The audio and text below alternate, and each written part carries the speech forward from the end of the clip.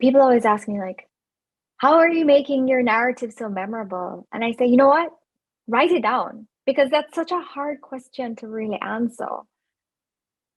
Learn to deliver the message with charm, as I mentioned.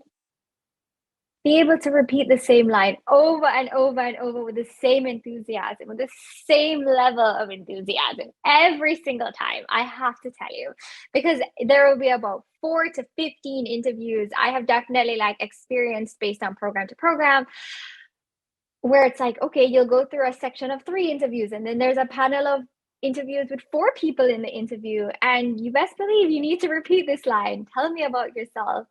And you need to say, like, you believe it. Avoid red flags in your introduction.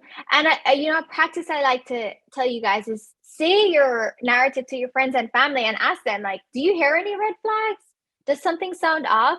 I think we live in a world right now where it's very important to focus on being politically correct, right? Because we want to be inclusive. And as healthcare providers, it's a it's an honor to be able to see patients from every single ethnic background, as well as to be able to see a diverse um, section of patients.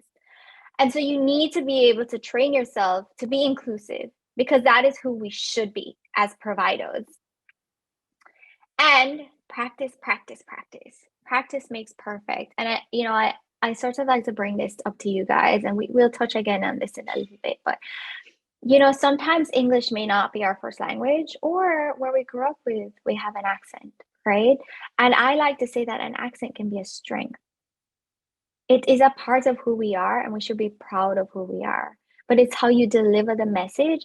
And also, when you're going into your step exams, you don't go into your step exams without doing UWorld 2 times. You practice, right? So it's the same thing. You have to practice the interview process.